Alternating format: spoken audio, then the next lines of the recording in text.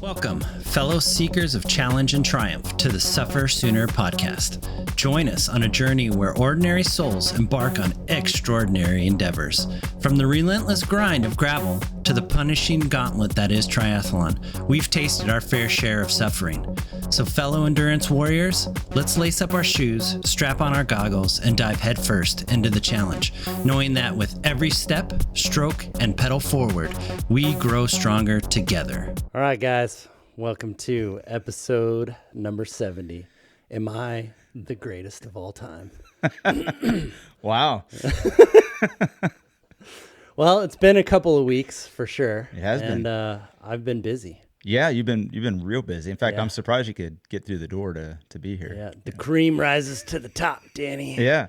Cream rises to the top. And that's what happened. Yeah.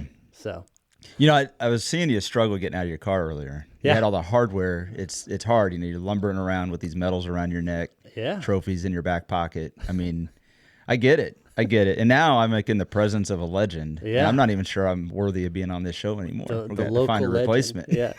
So, The local. the local legend. So, So it's been 3 weeks of just racing. Yeah. So we just got back off of Solstice and then the Tour de France, and then life was hectic. We had some Farmhouse Classic in there. You had a couple of little short triathlons in there. Yeah. Cleaning up, man. I was cleaning up. Yeah. Yeah. So we'll You're gonna ditch the costume. yeah. I'll get more humble now. No, it's I was telling one of my athletes who also podiumed at Matt Mason this last weekend. I was like, I haven't been on the podium. I was on the podium for my very first triathlon back in like 2005. Mm-hmm. And then I was on the podium last year for the first time. And then this year I've managed to squeak my way onto a couple podiums. Yeah. And Hey, so take it when you can get it, man. yeah. So everything, that's why, I was just kind of saying everything's, the cream's rising to the top and all that stuff. But yeah. I mean, I'm surprised we haven't seen your name in the paper, like, paper. Oh, yeah, gosh, how old am I? Yeah, right. But, it's just like. It's out there. It's out there. It's I mean, I figured Jumbo Visma would be calling you because I hear Jonas needs some help winning the tour next year. The price wasn't right. Yeah. I mean, for the amount of work that I was going to have to do, they couldn't make it worth my while. Yeah. I mean, having to ride around in Europe all the time would be a pain. Yeah. So, I get it. The transfer and all that. It was, it's a lot easier to just race the stuff around here. Yeah. So. So let's back it up. Let's tell the story. Yeah. You want to do a little farmhouse recap, or where you want to start? Let's start at Shawnee Mission. All right, so, let's do it. Shawnee Mission. Yeah. If you've listened to the podcast, Katie Renner and those folks down there at Johnson County Parks and Rec, they put on a great. This is like probably the best first timers course. Yeah. Well, the course is hard, but the event is super supported. Yes. There's kayakers, like, especially if you're not a great swimmer, there's kayakers like almost every 5 yards or so. Like it's awesome. Yeah, I feel pretty bad. I wanted to get out to that when I wasn't able to make it. Like you were saying, we had last couple of weeks has been kind of chaotic and family stuff going on, but you're right. I mean, that course is amazing. They put on a great event, and for somebody like myself who's not a swimmer, I would have appreciated the kayaks, grab a kayak handle every now and again. So yeah, it's good stuff. So I entered into the sprint because I'm coming off of like my foot being broken when I kicked the lane line in February. Right. So that I've been running, but running easy. And so that was my first actual like race on my foot. And I was like, well, we'll just see. How'd it hold up? It did really well. Yeah. No pain the next day? Nope. Nice. There was a little bit of pain on just standing around afterwards, but after that it was fine. Well, you're a big guy to support, so I mean, yeah. I get it. So I took first in the Clydesdale class. So to be about big guy. Yeah, to be a Clydesdale, you got to be above 220 pounds. Yeah. And this guy is above 220 pounds. Do they weigh you in?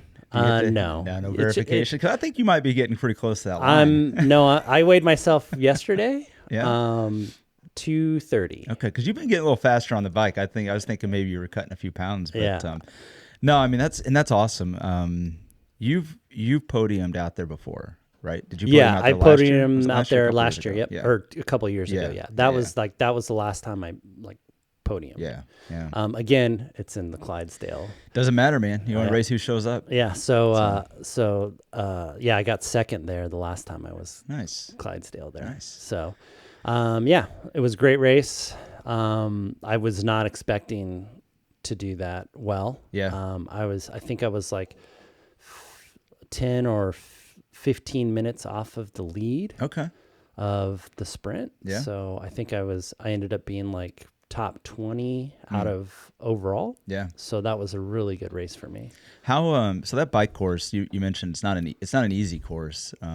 That bike course has a nice steep hill on it right Yep, after the damn hill, the damn man. hill. Yeah. And I mean we've been out there and ridden that many times, and I actually would prefer a road bike on that. But Yeah. just because of that little section, but I mean it is faster on a TT bike. You took your TT bike, right? Yeah. Yeah. And so I always do this. I always go like, I should swap the gears out because Yeah. it's like an 1128 Sure. on the back. Like it's made for flatter Flat, courses. yep. And I have like an 1130 that I can put on there, or 1132 Yeah. that I could put on there. And I'm like, I should switch the gears out. And then I'm like, but I'm stronger. Right. I've been riding Right. so much. Yeah. And then when I was riding that hill, I was like, you idiot. Why Just didn't you put it on there. just put it on there? It takes 10 minutes. Come on. Yeah. Yeah. That's the thing. I mean, that little hill, it's only probably like a couple hundred yards, if I remember right. It's not very much of it, but it's fairly steep. It's very steep. Yeah. But then it tapers off and you have to climb. Mm-hmm. So it's probably like about a mile total climbing. Yeah. It's a punch and then a steady. yeah. Yeah. It's a punch that's probably like maybe 10%, 8%. Yeah. And then it levels off to like 3%. And then you can kind of motor it Yeah. up all the way to the Yeah. top. So Yeah. So, I mean, that's pretty awesome, man. I mean, I know, 15 minutes off the overall, that sounds like a lot. And I mean, it is, if you think about, it's a sprint course, but that 15 minutes can be made up pretty fast, Yep. in a run. And I mean, your bike is as strong as anybody's out there. I have no idea where you finished overall on the bike, but I'm sure, I know you were probably taking it a little easier on the run, knowing Yeah. that foot was Yeah, not so- quite 100%. that was the first time I was like, all right, I'm going to push into threshold on the run. Yep. And so I was like, we'll just see what happens. Yeah. And so I just ran. I always run off the bike. First mile is always like in my tempo, easy pace, just to get the legs to come around. And then after that, I can, push Yeah. into it. I find if I push too fast, then the back half Yeah, of that run is wheels always fall off. just comes falling off. Yeah. So yeah, that one ended up pretty good. I was super stoked. Yeah. Again, I did not expect to win. No, I got the picture of you on the podium. I was like, wow, how about that, man? Yeah. Congratulations. Yeah, so I was super stoked. Yeah, that is awesome. And I know we joke about the Clydesdale and all that, but the reality is, we always say it, you can only race who shows up. Yep. And if they're going to create a division for it, take the win where you can get it, anytime you can get it. And that's my thing too, is like, I'm not gonna it's not like you signed up hoping, oh my gosh, I'm going to target just the Clydesdale. So I was like no, I'm like that's where I am. Yeah, And this course is a hilly course. The run is hilly too. So them having that division, I'm glad they do. I mean, Yeah. because it is a legitimate advantage to be, lighter. much lighter. Yeah. Right. Yeah. Yeah. So so I registered and just took it and was like, that's fine. I'll just go with that. So yeah. So, you, when you sent me that picture, like I said, I was freaking super stoked for you. Cause, we always joke. I mean, we don't expect a podium anywhere we go. No. You just don't expect to do it. We're always, hey, if you're in the top 20%, we're pretty happy about yeah, that. I'm no matter pretty where you're stoked. at. Again, Yeah. the top 20, Yeah. that's where I'm always Yep, shooting. exactly. Of any race, if I can get in that top 20%, then I had a good race. Exactly. So you do all of that, and then Farmhouse Classic is the next weekend. the next and so weekend. I'm we're like back on gravel. freaking scared now, because I'm like, he's coming off of a podium, he's gonna be freaking ratcheted up, he's gonna want to go out and just back to back it this weekend. I'm like, oh my gosh, my legs are gonna get ripped off. Like, so we get Which I did not have. The intention was, I was like, okay, oh, all right. Okay. I just wanted to Sure. ride. Yeah, just wanted to ride. I just wanted to ride. Oh. Yeah, making all the excuses. Yeah, so, exactly. I just showed up and, I was just going to, take it easy that day. Yeah, And, right. and then I found myself off the front. Oh my gosh, yeah, damn the luck. So, yeah, right? So Farmhouse Classic, we opted to do the half course because, look, I don't know about your reasons, my reasons, and I got a lot of grief for this on some of the group rides. Yeah. Like, oh, you're doing the half? Come on. I'm like, look, I got all my gravel miles in the spring. I have more than enough gravel miles. I'm not feeling bad about this at all. Yeah, and it was freaking hot. and it's been hot. These Yeah. last 3 weeks have been Some of the hottest we've ever had. yeah. It's just been oppressive heat out there. It's relentless. Yeah, it is. It has been some of the toughest training. All my athletes are just freaking out Sure. because their paces are slower Yeah. and they're questioning all their Yeah. life choices. And Yeah. they're like, am I going to be able to race in September? Yeah. And then you get one cool day, and like yesterday, we got one cool day, and all of a sudden we're freaking railing a course at 20 miles an hour. Yeah. So it's just And not even breaking a sweat. Not even breaking a sweat. It's beautiful. Yep. So Farmhouse Classic. So we signed up for the half, and it was a good group. I mean, there was a good field there. Yeah. We had some friends out there that were giving it a go. And right out of the gate, man, you go right off the front, like the gun bang, and it's like, there goes Travis. I'm like, holy crap, like what's going on here? So my fear was realized right there. Like so for those of you who don't know, like typically we'll line up towards the front just to kind of hang in that front group for a little bit and see where the legs are and see how long we can hold on. And this race was different. Like, didn't feel like anybody really wanted to take control at the front, like in that first couple miles. And so there's this little section of just a slight incline, and there you go, right up the front. Like nobody was taking charge. So guess who is? Travis is, and there he goes. And I'm like, ah, shit. So I'm like, I'm not following that. He's not soloing this thing. I'm not following it. Nobody else followed you. I'm like, I'll just pull you back, and it's fine. And then I think you were just testing the legs out. Yeah, I was seeing where everything was at, and then. Yeah, we get to the first road crossing. Of course, none of the roads are closed. This is total grassroots gravel. Yep. And we get to the first road crossing. There was a car. I put my foot down. Yeah. Some of the other people that caught up, they didn't have to, and they and there was separation. So then there was a group ahead, and then I kind of got stuck in this behind group, and I didn't really feel like chasing hard to catch that group. Yeah. I was just like, you know what? I've done my part. I'm done. I'm good. I'm good. Yeah. So I was in that group. I'd stayed with the front group, put some work in early, got to the road crossing you're talking about, and I heard car left. I looked, I'm like, that ain't a car left. Yeah. I'm like, that's good enough. So I sent it, and then I looked back, and that's where people started to stop. Like they did the right thing. I mean, none of us getting paid out there. We didn't have to take a risk. Yeah. But it was safe when I went through, and there was like a group of, I don't know, maybe 8 or 10 of us, and it was a good group working. And a couple of people started showing out, and then about 5 miles in or so, the first decent little rollers started to hit, and these 3 guys at the front kind of went up the road a little. It turned into 4. One more guy latched on, and so there was the group basically split right there. We kind of pulled them back a little bit, but then the 2 or 3 guys, they just went on up the road. Just weren't, they were at a higher pace. And so I was working with a group of, I don't know, 5 or 6 guys, and we were cooking pretty good. It was a good pace, and I felt really good with the pace. I felt good with the group we were in, and there was a couple of guys on flat bar bikes, and they were pulling pretty strong. And I found out later they were definitely pulling a little too hard. Yeah, punching above their weight class. Yeah, I was like, man, these guys are freaking strong. They're on basically mountain bikes, and they're just pulling. I'm like, geez. I'm like, you know how it is. You start to doubt yourself. Yeah, you're like, what am I doing? What's wrong with me? How bad am I? Yeah. So I'm just like, yeah. So it was probably kind of a mental game, and we hit another section of rollers, and they gapped me, and I'm like, son of a, like, what is going on here? Like, I keep looking down, and power's good. I'm like, whatever, just ride.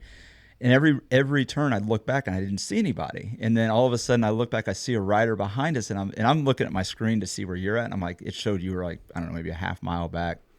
But Garmin's a little delayed. Yeah. And I keep looking back and I see this single rider, and I'm like, man, we're doing pretty good. And then like I said, I got dropped from the group, started to catch back up to him. And then that single rider catches us. And who is the single rider? Who is the single rider? It's like, oh, I just want to ride easy today. Yeah. I don't really want to push it today. Meanwhile, he's covering a gap from early in the race. Yeah. And over 10 miles. I wanted to ride with Chad's group. Yeah. So Chad was there, a friend of ours and friend of the podcast and stuff. And so I was riding with them, and on the downhills, they were just coasting. Yeah. And so I was just cruising the downhill. I pull out to the left side, and I'm just going. And I tell Chad, I'm like, I'm not attacking. I'm just rolling this. Yeah.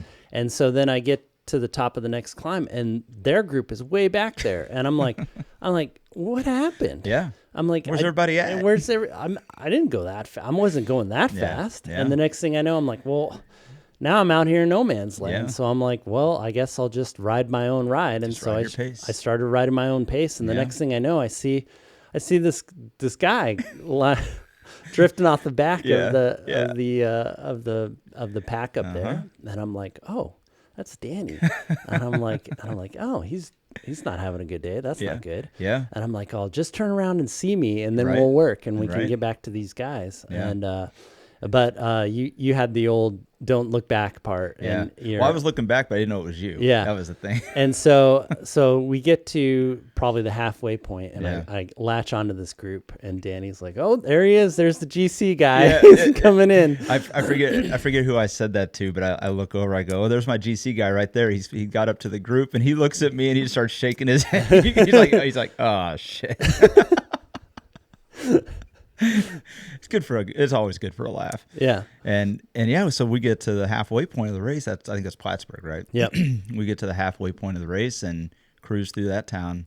And now we're in our home territory. That part of the race, like, we know those roads inside and out. Yep. And so we were having a good time. And it was probably, 2 miles out of Plattsburgh. That put us at about 14, 15 miles left to go. And we were going up a little climb. And we were doing a good pace line. I mean, it was a good pace group. But it just felt like, for me, I just felt like, let's see what's going on here. Yeah. You know what I mean? Because I could tell there was one guy in the group, and we both said it afterwards, felt like he had a really good poker face. And I'm like, that guy's strong enough. He's gonna turn something on. So let's just see where he's really at. Right. You know?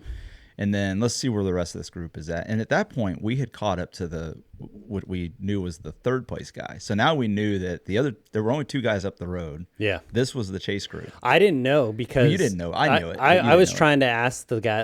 I was like, "Hey guys, how many people are up the road?" And one of the flat bar guys was like, "He's on, I don't know, like 6 or 7." I was like, "Oh, okay." So I was like, so then I was like rolling through, and I was like, "Are we riding or are we racing? Like, are we going to survive to the end?" And so nobody would answer me. So that's for you to figure out. and so I was like, okay. I'm like, oh, because if everyone was like, if they were like, let's ride, then I was like, cool, then let's get organized and just cruise it all the way to the end. Because I don't. Yeah, you didn't want to. You didn't. I mean, you did not want to race the day. Like, No. like hard out race. Yeah, I did. I was there just to finish it, support local racing and the grassroots stuff, and that most of the proceeds for that bike race went to the local NICA team in out of Parkville. Yeah. Yep. So I was like, we're just out here having fun. I'm not here to tear anybody's legs off. Let's just go. Yeah. And then when we got into that group and we started, I did a couple polls. The guy on the poker face did like a 30-second pull, and I was like, "What the hell, man?" I was like, "You mother!" Like, really? After I did a minute pull, you're gonna, or a minute and a half? Yeah. And I was like, "You're gonna do 30 seconds?" Yeah, pretty much everybody's doing minute to minute and a half pulls. Yeah. And he drops in at a 30-second and just kicks it. I hadn't even rotated to the back yet, and he was already off the front again. And I was like, bro, and I was like, well, I'm going to be watching you, Mr.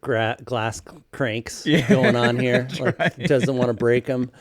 And we, of course, we're giving him all kinds of crap, but he was actually truly suffering that ride. It's funny, just real quick. I talked to him last night on the group ride. I didn't realize, I knew he's a local rider, and I know I've seen him before, but he was on our group ride last night that we were in.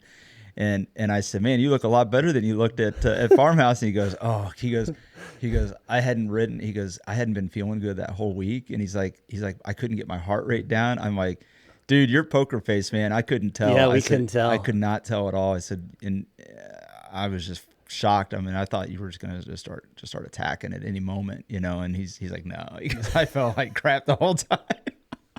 His heart rate was like skyrocketed. He hadn't been feeling good the whole week, and I was like, well, great job hiding it, because I think on a good day he would have just ripped our legs off, but just, you know, he did a great job hiding. But that's just it. In race, you never know. Like, unless you actually know the people, you do not know. So for all I know, he's doing a 30-second pull because he wants to put in a dig up here somewhere, you know?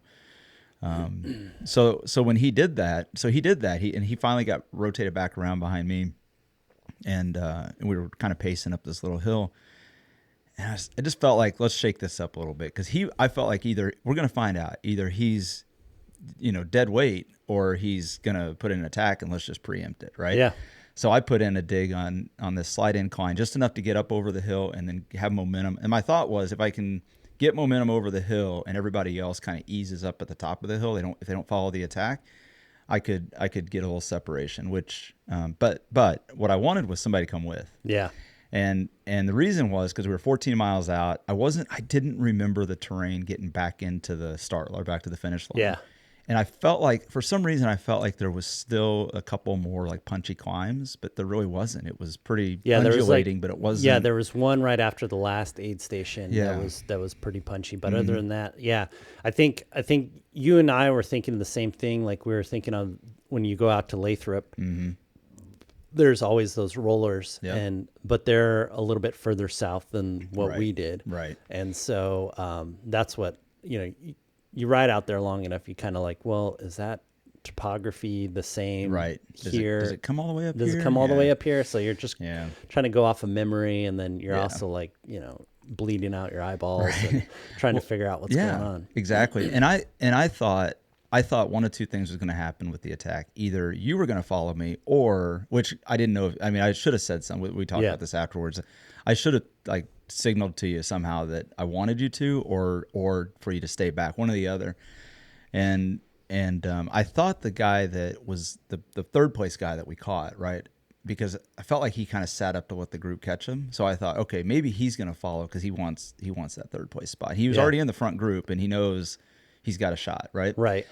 And at this time, I had no idea. You had no idea. Yeah. So I saw you attack, and I was like, okay. You did the teammate thing. I did the teammate thing. Yeah. I just paced up the hill, and the second we got to the top of the hill, I just coasted. Yeah, that's right. And everybody sat behind you. Yeah, and they were just fine with it. And so I was just like, I was just gonna make your gap big. Yeah. So I was just like, I was like, I'm gonna do everything. Yep. And then Poker Face, he decided to go, and he went around me, and I just latched onto his wheel. Yeah. And so basically my thing was like, anytime he wanted me to pull through, I was going to be like, no, nope. I'm just got a teammate up the road. Teammate up the road. And so and my whole thing was like, if anybody else follows, my job is to just disrupt this group the whole time. I know, and chase anything down that poses a threat, and then just, you know, and just give Danny the biggest lead. Yeah. And then Danny just kind of goes, I was just kidding. Yeah, and I sat up, and I'm like, man. I look back. Well, I look back, and I saw the group, but I thought you guys were a lot. Like, you know how it is. You put in effort, and then it's like everything's kind of blurry. And I thought everybody was closer than they really were, because when I look back, I swear I saw Poker Face there, and he really wasn't that close. No. And so it's like amateur hour of bike racing, because I thought it was a lot closer gap than it was. So I was like, I'm not holding this for 14 miles. Like, I'm just going to, I put my attack in, I'll get back in the group, and I'll put in another attack. Cause I thought there might've still been something else ahead, and there really wasn't. That's where it kind of fell apart. Cause the very next roller, you know, I'm still kind of recovering off that attack and reabsorbed in the group. And that very next roller, you and the guy that was in third, you two you were just pushing a tempo up the hill. You weren't pushing hard. Yeah, and then he attacked. He attacked. Yeah, and so there's well, now it's my turn. Now you got to go. Now I got to go, because Danny just attacked. Yeah. I'm not going to have Can't him. let this guy I'm not going to look back and go, hey, there's your guy. Get after it. Yeah, you know? So I just go with him. Yeah. And next thing I know, it's just me and him up there. Yeah. And so then we're just riding, and I'm like, okay, so I guess... I'm like, so how many people are up there? And he's like, me and you are third and fourth place, depending on him. I'm like, and then I go, are you kidding me? You're and like, he's like, yeah. And he's like, I think the first one of those guys is a junior. So basically it's second place. And Yeah. I just go and I bow my head and I'm like, oh man, now I gotta work. Now I gotta work. I've never been so disappointed in my life. I didn't want this day to be like this. I just didn't want to, because then you have to switch to race mode and you're like, now I have to freaking bury myself. And so I'm like, okay, I'm right. All right, guy. So here's what we'll do. I was like, we'll work together. I won't charge the downhills hard if you kind of ease up on the uphills. Yeah. And I was like, we'll just hold a constant tempo. Yeah. And then I'm like 5 miles out, whatever. After we've passed this aid station, then all bets are off and we can start racing. Yeah. And he's like, okay, sounds great. Yeah. And I was like, cool. So he gets to the first climb and I'm like, he's like, how's this? And I was like, it's pretty good. And then I get to the first downhill and I'm just kind of going and it's just so hot. Like I can't really see. And so we get to this other section where the road's kind of rough and I'm kind of riding through the rough part. But since I'm so heavy, I just kind of roll through it. Next thing I know, he's kind of dangling off the back and we get off. It's like when we ride and and then I start drifting off the back because you're just. And then I'm just mowing through all this chunky stuff. And then when I get to the top of the thing and I'm looking for him to, come around and he's way back there. He's gone. And I'm like, oh, come on. Yeah. And I was like, I wasn't even going that hard. And the next thing I know, I'm like, well, let's just, so we have this long downhill and I'm just like, fine. And I just put in a huge effort. Might as well. And and then so I just held off. I did look back at one time, and it was right before I asked him how many people were, and you were trying to bridge up. I was, yeah. And right then I was like, well, I could kind of fake and let Danny catch up, but I'm like, I don't know how long this guy's gonna like play around. Yeah, he might sense it. He might sense it and go. And plus, I've never ridden with this guy, so I don't know like how he's doing. So obviously, he's strong enough to be in that front group, and he just kind of got shelled for whatever reason. And so I was like, well, I don't know if I can handle like an attack from him on the terrain left over. Yeah. If I knew the run in, then I would have been like, totally different. Yeah, I would have just waited up and be like, we'll catch this guy. Yeah.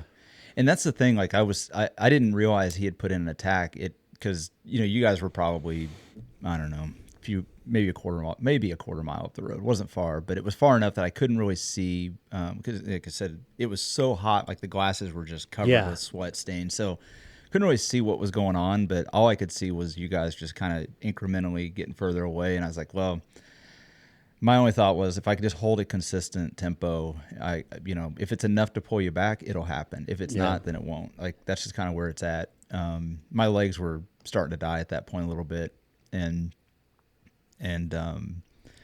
when I saw you guys rounded a corner. And then, you know how we always talk about this. Once you kind of round corners and you're out of sight, it's hard to tell how far apart. So you guys were out of sight eventually, but really only probably 30 seconds up the road. You were not that far away. And I knew that. I was like, okay, I'm just going to hold tempo and just see what happens here.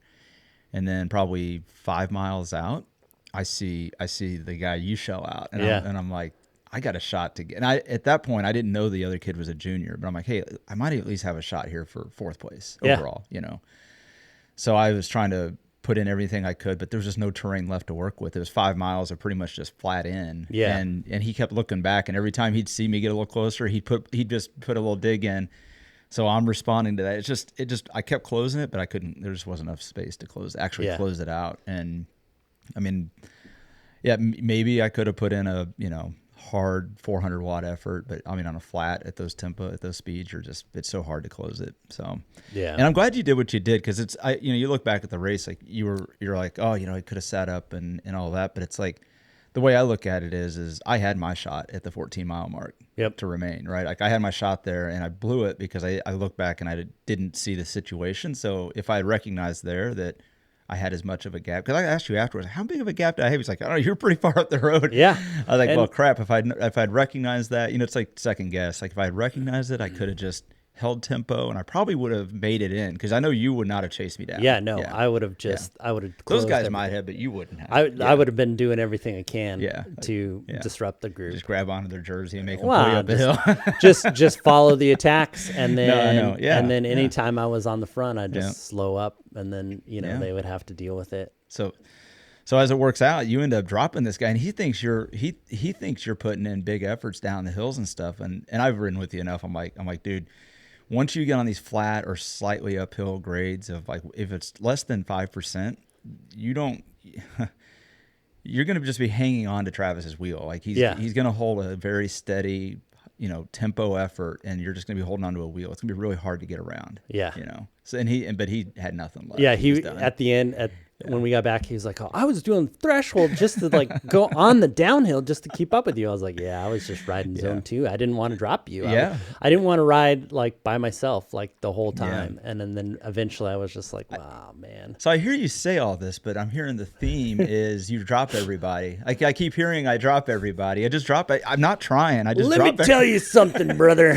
Sometimes you gotta go deep. Now I see what Chad's group felt like. They watch you just rolling down the hill, you're hammering threshold on them. I'm not attacking, but when I attack, you're gonna know. Man, if I'd known the costume was coming out, I would have, in the honor of Hulk Hogan, I would have had a little counter to that. That's good. Again, like I said, it was kind of one of those things where I'm just like, once you're in the race, you're like, oh man, it's on now. You're like, well, now I have to go hard. Gotta go. Because you can't just be like, I'm going to sit up. Yeah. It's like, no, I don't.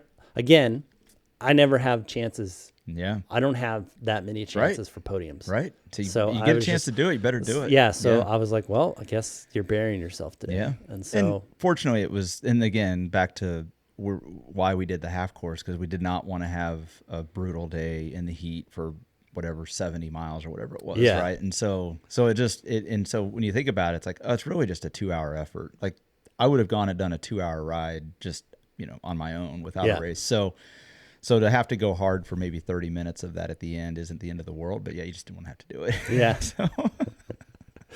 So that one was a lot of fun, man. I tell you, there's something about grassroots gravel that you never know what kind of field you're going to get. I know they tend to be smaller races. This one had a pretty good turnout. Joe put it on. Joe Fox down at Cycle City put it on, and it was a great time just for, again, grassroots. Nothing over the top. I mean, I think it was just paper bib cars. There was no timing chip. Yeah, there was no timing chip. Which Everybody's is awesome. It was like, a great time. Yeah, there's a guy with the laptop, punching your numbers. Punching your numbers as they come in. So yeah. It was one of those things. It's just like, that's just the old school way of racing, which is kind of refreshing. Fun. You don't need all the thrills and the bells and the whistles to just get out there and just have a good time. Yeah. And there was, yes, there was a handful of us that were racing, but the majority of us were just out there to ride. So yeah. So and then I got away with second place. Yeah. Third overall, and then Serena got a second place there. She showed up. Came out of retirement. Yeah. I know we've been getting a lot of questions about Serena. Like, what's she up to? Why isn't she on the show? And it's like, well, Serena's been really busy with work, life, family, all this stuff. Yeah, her kids, in the prime of sports now. Yes. So and pretty good, by the way. Yeah, they're all really good. Yeah. Her oldest is running like 5:25 miles or something like that. Yeah. He's trying to break 5 minutes. Yeah. I have a track star here. Yeah, he's just crazy fast. Yeah. Her middle son is just playing, competitive baseball. Yeah. And so she's up to her eyeballs in kids sports right now. It was good to see her out there, and it's funny because I think before the race, she's like, I think I want to race this. Isn't that what she told you? She's like, I think I want to race it. Like, all right. Yeah. And then she comes and finds me at the end, and she's like, oh, I thought you said you weren't going to race it. And I was like, oh, I kind of make that decision when on the neutral rollout part, whether or not I'm going to race. Yeah. And she was in the neutral rollout with us, and I was telling her, I was like, get up there. And she's like, it's neutral. And I'm like, oh, you can't race from the back. That's right. I'm like, you have to if you want to race. Got to be in those first couple of rows. Yep. You got to get up there in the front. Yeah. And but we had a good time. It was super fun. It was a lot of fun. it was, you never know what you're going to get on a hot day in July, but it was hot, but it was a great time. I'm really happy we did the half. I talked to a few guys that did the full, and I think they were probably regretting that decision. Yeah, so. it was just another 20 miles or something. I was just no thanks. No thanks. Yep. I was pretty cooked on the way coming back in. Yep. So 2 weeks, 2 podiums. You're just taking all the hardware home. I'm like I don't know what the heck's going on with me. I'm like, who is this guy? So then week number 3, you get Matt Mason. Yeah. And I'm doing the long course. Right. And I'm like, and so again, I'm like, all right, if I have a decent swim, I don't think I'll get podium because Sure. I haven't been running. So Right. my run times are like really 9-minute miles. Yeah. That's at my threshold, which Yeah. used to be, that's my easy pace. Right. So right. like we're a minute off of what, You are not in running. I am form not right in now. any Yeah. kind of running Yeah. shape. Yeah. So I was just like, I'm just going to get off and tried to put together a long 6-mile run. Yeah. And try not to walk any of it. Yeah. And so that was the goal going in. So I get to Matt Mason and I get it. I line up in the front with the swim and, with like the 16-minute swim because it's only 1,000 yards. Yeah. Or like maybe 1,200 yards or whatever. And I get out of the swim and I look at my watch. I'm like, 22 minutes. What the heck happened to me? And like just for context, one thing you have been doing pretty consistently is swimming. Yeah. I mean, and my 500 yard time is consistently 8 minutes. Yeah. So I should have been around 16, 17 minutes. Yeah. But and what did happen, by the way? Do you know?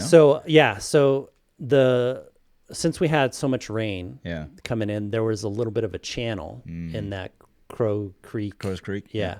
And so there was a little bit of a channel. And if you swam on the buoy line, you were in the channel and it was kind of slowing you down. So like, that's what I was like, I'm not really gaining on this, on this buoy coming up. And so I breathe to my left because I normally breathe to my right. And I look over and there's a pack on the left. And I'm like, and they're going a little bit faster. Yeah. I'm like, you know what? I should try to get onto this pack. So I move left.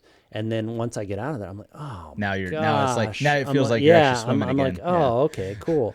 So, and then I forgot my goggles and I had to borrow some from a friend of ours. And he gave me some, of course they fogged. Sure. Yeah.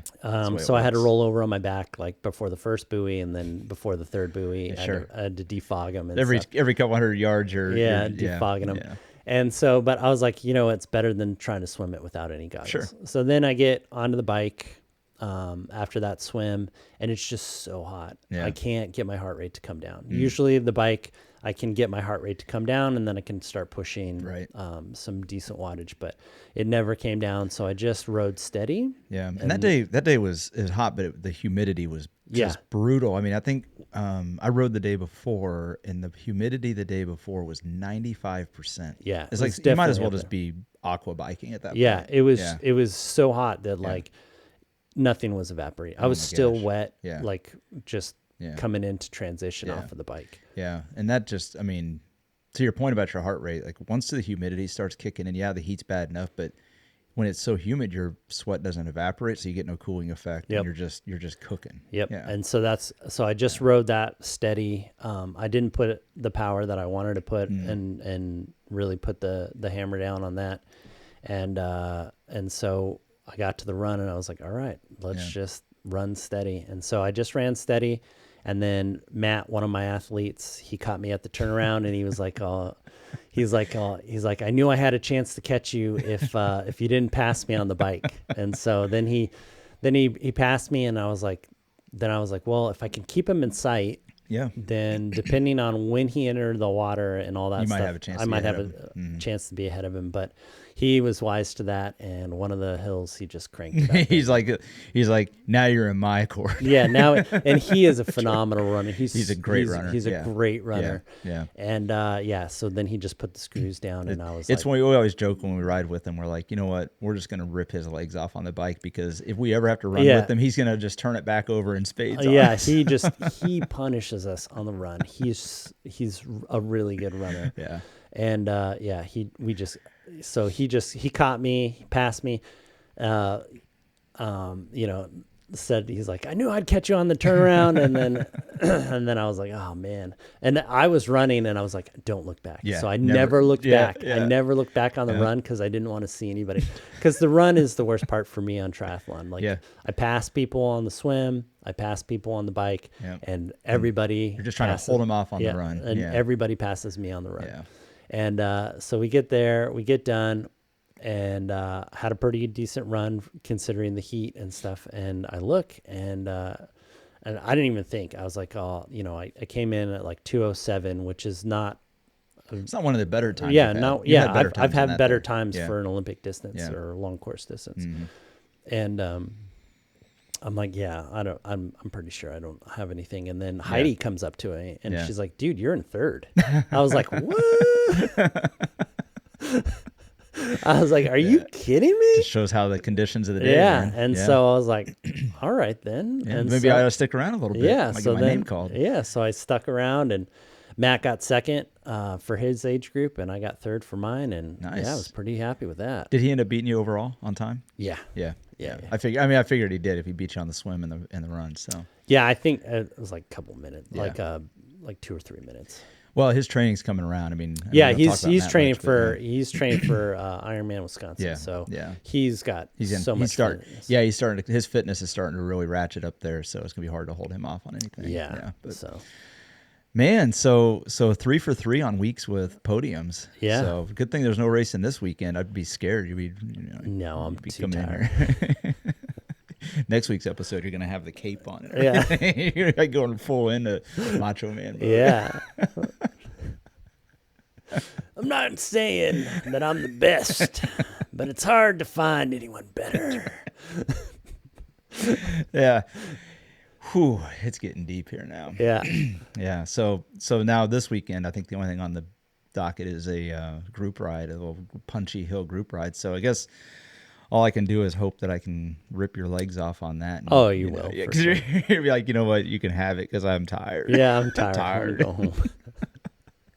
So No, it's a good time. Yeah, it was great. You know, like I said, I never expected to be. I probably expected to be on the podium of the Clydesdales in Shawnee Mission, just because I don't think there's a lot. There's kind of like a stigma that people. You got to have a certain body type and Well, weight. And that and I'm people, not fast enough. Yeah, and people tend to not register for that because then it's. Oh, that's right, because you actually have to register in the division, don't you? In the division, and people just kind of go like, well, I don't want to like let people know that I'm like overweight and all that other stuff. And who cares? And my thing is like, it's like, look, I'm not one of the fast kids for Yeah. sure. And Yeah. so like, it's not like I'm 219 registering for 220. Right, you're not I'm like I'm definitely I'm like, you could weigh me anytime you want. I am definitely well, that's over why I 220. jokingly ask, because I mean I know you've been cutting weight, and it's something we're pretty open about on this show. It's like, we all admit we could lose a few pounds. Yeah. That's okay. I got no issue with it. Like, Yeah. it's part of it. But I know you've been cutting some weight. So when you told me it was Clydesdale, I almost was surprised, because I was like, well, I figured you might be getting pretty close to that border. So. I lose weight, and then I've been hitting the gym. Yeah. Trying to stay strong. And You think all that's a big part of this year? 'Cause Yeah. I know you've been putting a lot more on strength this year. Yeah, a lot more.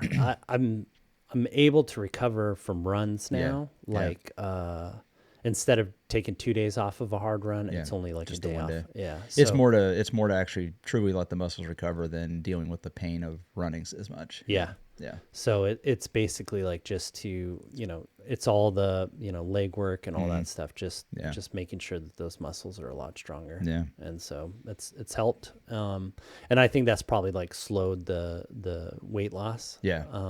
But I'm totally fine with it because. Well, that's again, this is the funny thing. Like people always talk about this when they're trying to lose weight. It's like, oh, the scale doesn't move, even though I'm doing all these workouts and I'm lifting and I'm doing this. It's like, yeah, your body comp is changing, which is why I said, because I can tell from like spring to now, it looks like you've lost weight, but doesn't mean you have. Yeah, I always do the pinch test. Yeah. Here around the middle section, and it's going down. Yeah. So yeah. it's always good.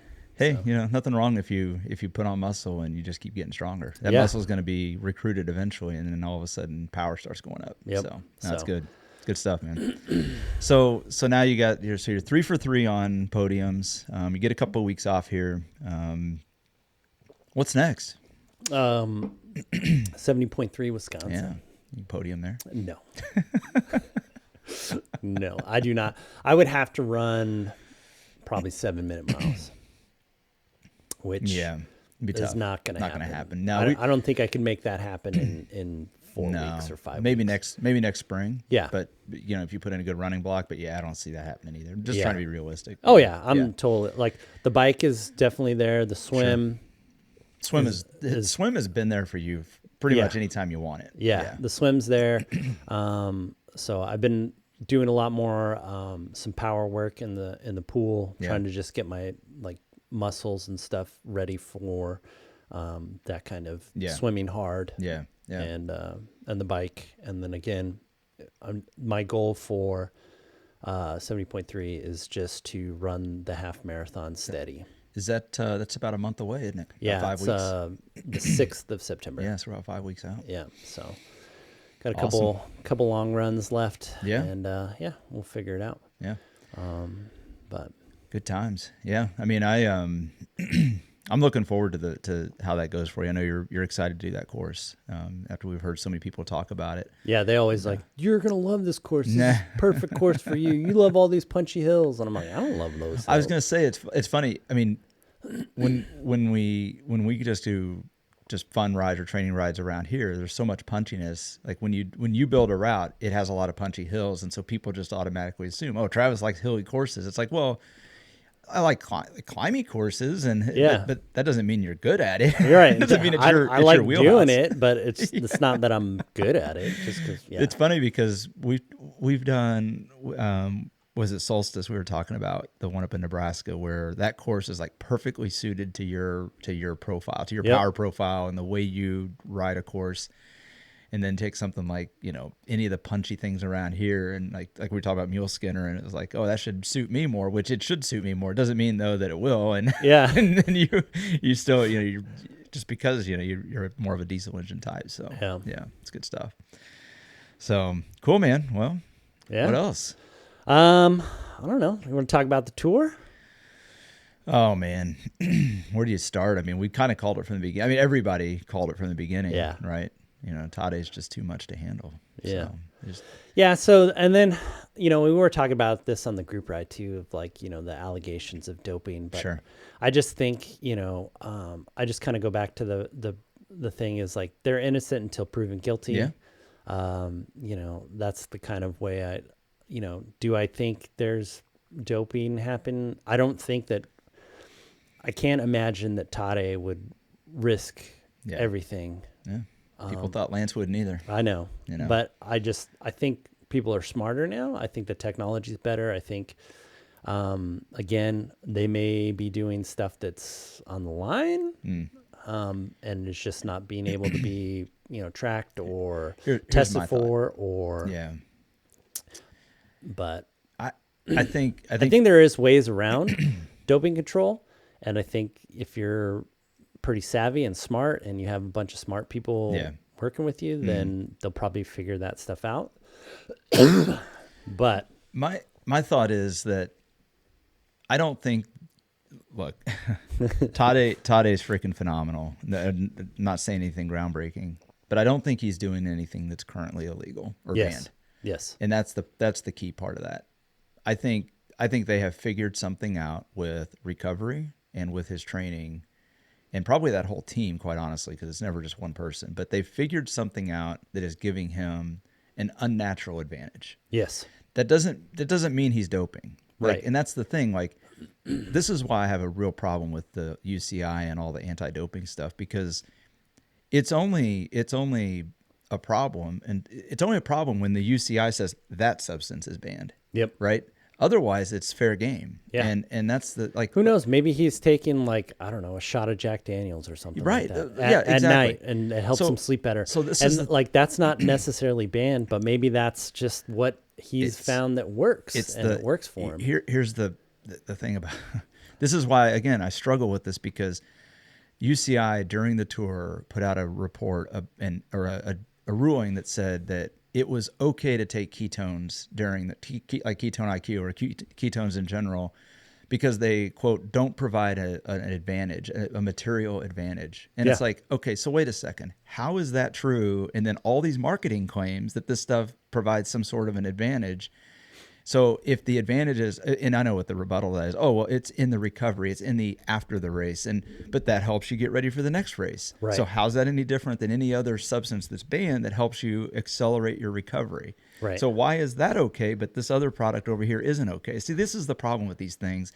Where do you draw the line that says that this is enough of an advantage that it crosses a line? Because Right. clearly it provides some advantage. My feeling on all that, the ketone stuff, is you can't test for it. Well, exactly. That's the point. It's like there's And so instead of saying, well, we can ban it, right. we're just not going to test for it. Right.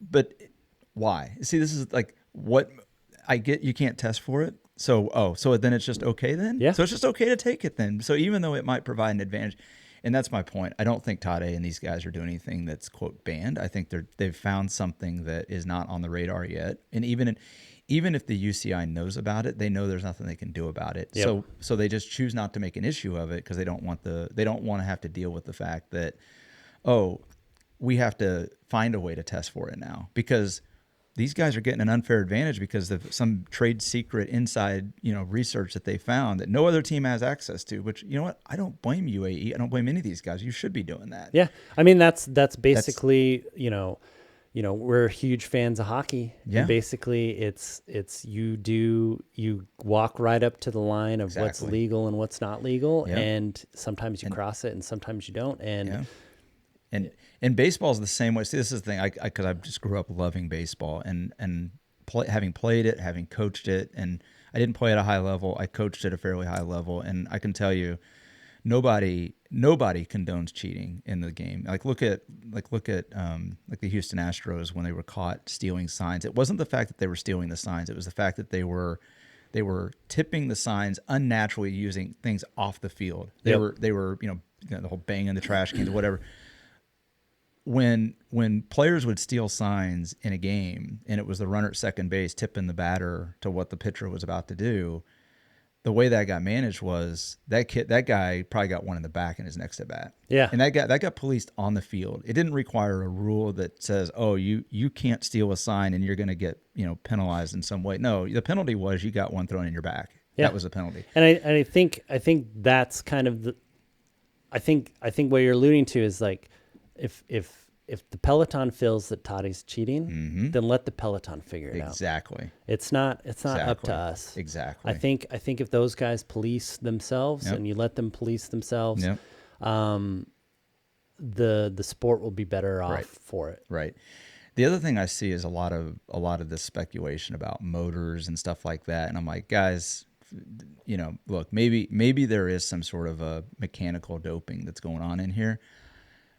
I would love to see evidence that shows how that's even A, possible, and B, that it's real. I've seen that it's possible. You're only talking about a handful of watts for these guys, right? And so, if you can get 10 watts, that's enough. Yeah, that's huge. Yeah. Because they're all 400 watts, 500 watt FTPs or whatever. Pick a number. If they're all at that level, and that's the level they're at. Yeah. The next guy that's at 440 or but 10 watts 510, is 2 to 3%. That's huge. Yeah. And that's all you need. Yeah. And so it's not like they have to do much. Right. Like for me to, race Toddy up a climb, I would need like the world's biggest motor. Yeah. But you know how, again, it's funny because they're like, they've been doing this for years. They run the scanners around the bikes. And then my problem with that too is that sport, unlike anything else, should be like when they find things, they should show the evidence. Mm-hmm. Yeah, and so be it's very just transparent. It's just like very like I think that's the other hard part with the UCI is the fact that they're not very transparent, and the stuff that comes out is always retro. It's like, oh, we found something 6 months ago. Yeah. And it's like, well, that happened 6 months ago. I don't even know what race that guy was in.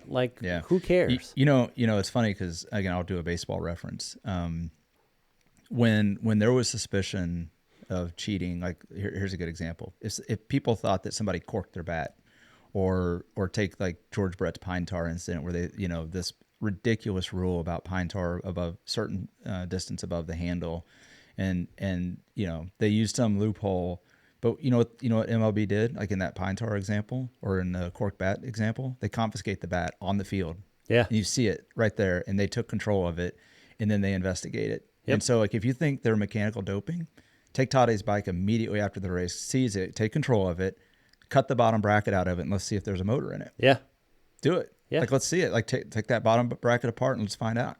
Yep. But they don't do that. And No. and look, I'm not saying they should. I'm just saying if you really want to get trust in people that these things aren't happening, make an example. Yep. And if you find one, then there's a problem. Right? It's like, but here's the thing: UCI doesn't want a surprise on their hands. No. Nobody wants that. Nobody wants that because it's bad for business. Bad for business. Yeah. So at the end of the day, I think it's a matter of, if there's mechanical doping, you got a way to fix that. You got a way to find that out and fix it. So let's not be talking about it. Do something about it. Yep. And if there's performance, some sort of,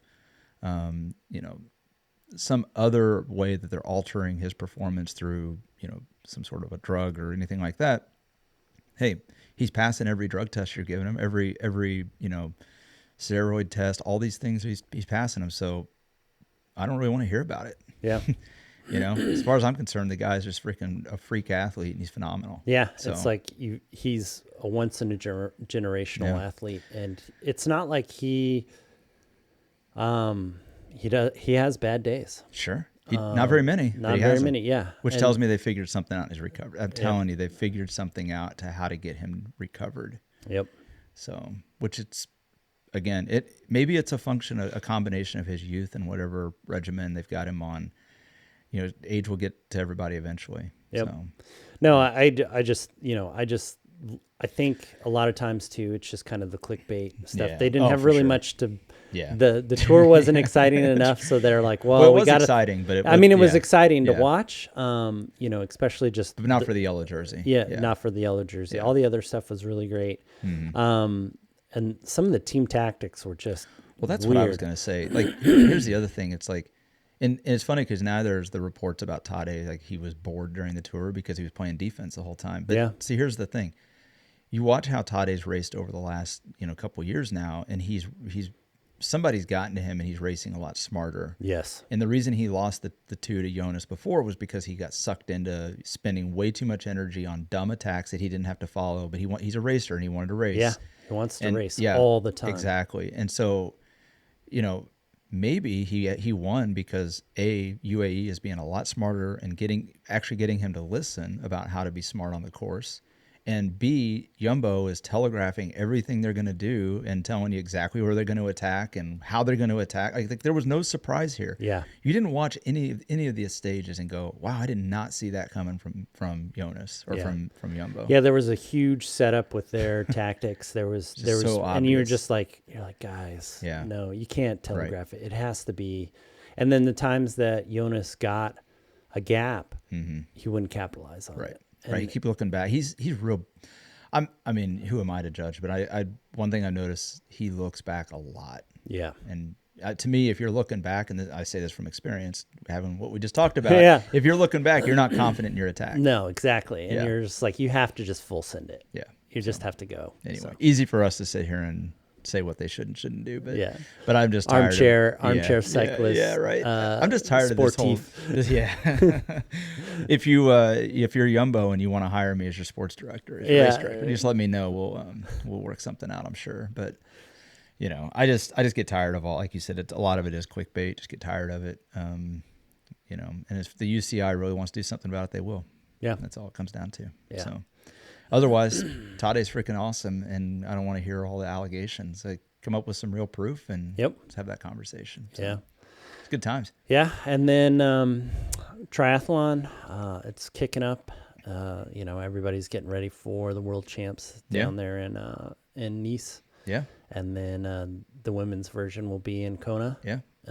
So everybody's getting that going, which will be, what is this, the last year that it'll be split? Yeah, I think that's I'm glad they're pulling it all back together. I really am. I think it's a good experiment. I understand why they did it, but let's get it back the way it should be. Yeah, the general public just doesn't care about, Yeah. like, having a rotating, world championship. They're Yeah. like, a lot of people when they're like, oh, I do Ironman or triathlon, they're like, oh, have you ever been to Kona? Yeah. It's Then like nobody says, that's "Have you the been to marquee Nice?" race. Yeah. It's like, it's like, oh, I'm a professional bike racer. Oh, have you ever done the Tour de France? Like that's the only thing they know of is just that. So it's kind of good that they're combining it. Now, for me, for a triathlete, like just knowing like Kona, like if I ever do qualify for Kona, I will definitely go there, but I will not have a good race there. It's too hot. It's a brutal course. It's a brutal course. Yeah. It's just, it doesn't suit me. Yeah. Like a course like Nice or something like that would be perfect for Yeah. me. Like Yeah. it's hilly. Yeah. The bike's pretty tough. There's some good descents. Yeah. The run course is relatively flat, and the swim's really good.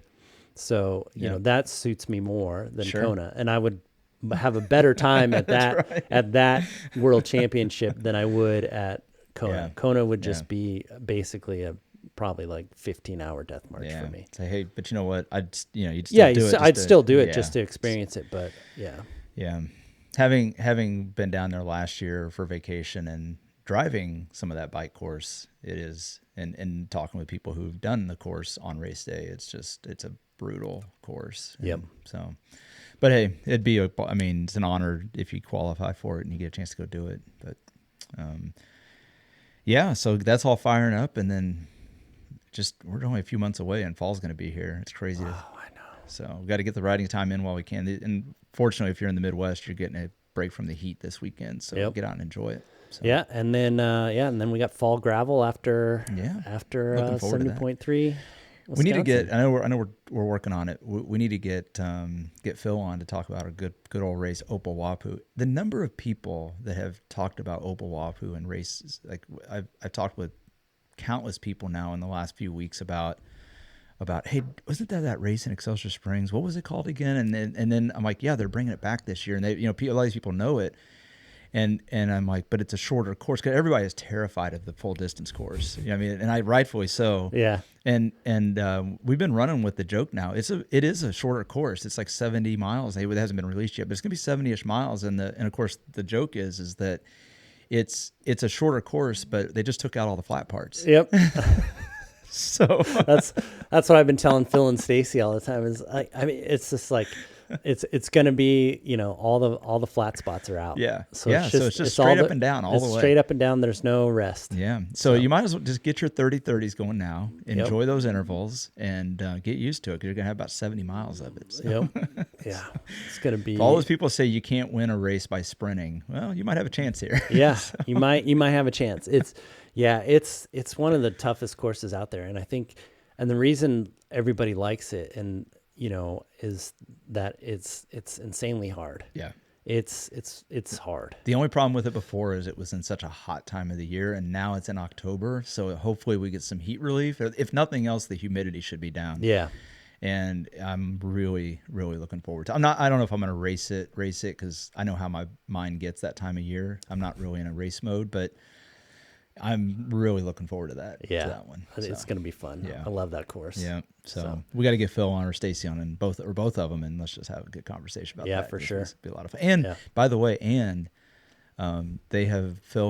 and Stacy, they've been talking. Excelsior Springs is getting some mountain bike courses, some single track going. Yeah. So maybe we'll get him on to talk about that too, because I know we don't talk a lot about mountain bike on here, but knowing the terrain around that area, that could be a lot of fun. Yeah, I think they got some really good stuff going on up there. Yep. So I'm anxious to have them on to talk about that. Yeah, yeah, and then let's see. Then we'll have the rest of the Gravel Cup coming up. Got that coming up. We'll be talking with the race director there, and talking to the overall winners hopefully as soon as we get that all figured out. Yep. So, and then probably the only one that I'm thinking about right now, and I hope if there's more out there, let us know. But Bad Astra is coming up as well. That's in Ottawa. So. Yep, always a fun course. Yeah. Definitely sign up for that one. Yeah. Late September. It's always beautiful. It's a great time out there. And Beautiful it's course. such a fast course. It's so fast. Yep. It's basic. Like if you're new to gravel and you want one of these, late season kind of gravel rides, just to kind of like satiate you for the winter. Yeah. This course is perfect. And you know what? There's a triathlon friend of ours. It's a recent convert to gravel. Yeah. We're starting to see more of that. So we need to get more of these triathletes to convert to gravel and enjoy the fun of gravel. Yeah. So. I think it fits. I feel like a triathlete going to gravel is probably more in the wheelhouse than a road cyclist going to gravel. Yes. For sure. Because basically, like, there's nothing you're telling me that's not new. Oh, I got to plan out my own nutrition. Oh, I got fuel stops. Oh, I got to ride hard all the time. Okay, that's exactly what I do. It's a constant on. Yep. It's so funny when we're riding with folks now, and because out the gravel season has slowed down a bit, doing a lot more road riding and riding in a couple group rides that are mostly road cyclists, and they're gravel experience. Don't get me wrong, but the style of riding with road cyclists and just constant pedal, pedal, pedal, coast. Yep. Pedal, pedal, pedal, coast. And I'm just like, man, they don't get away with this in gravel. Nope. There's no free miles out there. There's nothing. You're always on it. Yeah. So anyway, yeah. Good time. Good. So awesome. Well, great job on the last 3 weeks. And folks listening, apologies for not getting content out for the last couple of weeks consistently. I know we had some content with the race interviews and overall points leader interviews, but it's been really busy. We're back at it, and this fall is going to be super busy for us as well, but we'll keep pushing the work out there and be a good time. Yeah, and if you made it this far in the video, please smash that like button. Yeah. Share it with people who you think would get a kick out of it. And then, we thank, I can't thank it enough. Yeah. All the listeners, all the fans, everybody that comes up to us and says, hey, we love what you're doing. So just, thanks again, everybody. Yeah, absolutely. We need to try to put a goal out there to double our subscribership by the end of the year. Yeah. See if we can get that. So we can get 10. Come on, now we're a little bit more than that. Give us some credit. 20. 20's good. Yeah. No, it's good. Again, thank you guys, everybody who listens. We joke around and stuff, but good times. It's good times. Super happy to talk to you guys and share our stories, and the more subscribers we have, the more pool of people we have to bring on and talk to, other than just us two. We get old after a while. Yeah, I'm sure. So. super awesome faces. Jeez. You're a mess. All right, guys. We'll talk to you later. Thank you for listening to this episode. Please, if you like what we are doing here, leave a like, rate us, comment, subscribe, and share with your friends. It really helps us grow and finds us more SufferSooner squad mates. And remember, when the finish line feels impossibly far away, we don't give up, we push harder, we dig deeper, and we find solace in the knowledge that our suffering is temporary and our resilience is forever.